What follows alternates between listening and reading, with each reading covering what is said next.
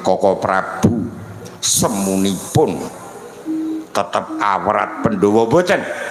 menawi batos kula menika adil nyatanipun lampahan-lampahan menika ingkang raka boten nungkuli sebab menika lelakoning kulawarga nggih ning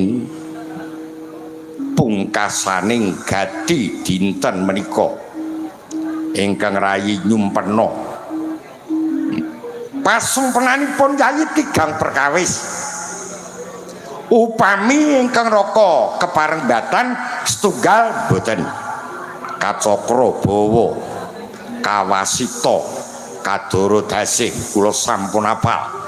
kula mboten betahaken menika menawa buku Habiranda menawi buku Habiranda menika titi boten kula mboten betahaken titiyani gandayani puspa tajem welah apa-apa kok ora kagem kok semu rada bilaheni menika anak Prabu ingkang badhe kula aturaken Koko Prabu mboten sanes kejawi ingkang rayi nyumpena menapa pasumpenanipun yayi Puraya negari Ngastina dipun obong dening Pandhawa lan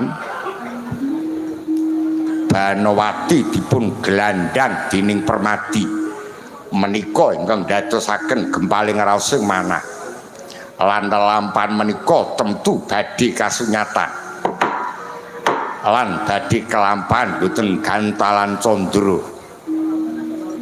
nanging kula boten badhe kewerat nadyan kados pundi kemawon Pandhawa kalan Kurawa menika wontenipun minglair karo batik laire apik ning batine mboten sami sae menika kula andhemi menika kula tameng jejeg ning perlu kawuningan Koko Prabu ri kalenggahan menika kula tetep badhe mawika Pandhawa nadyan mboten temandang kula piyambak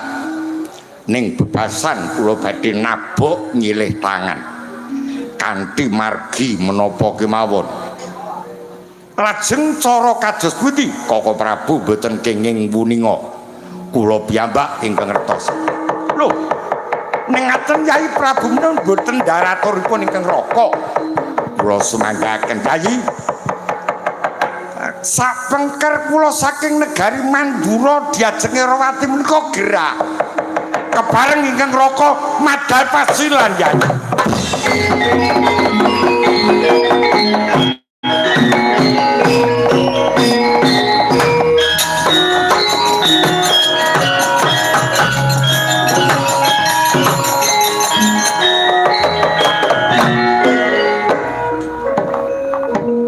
Pantoro Dani Denya Mbawacana Kocapa utusan saking Paseteran Gondo Lumayit Gidya Jara Maya Sadumea gagap ngragat gugup gagap niat tatananing para paswanan garing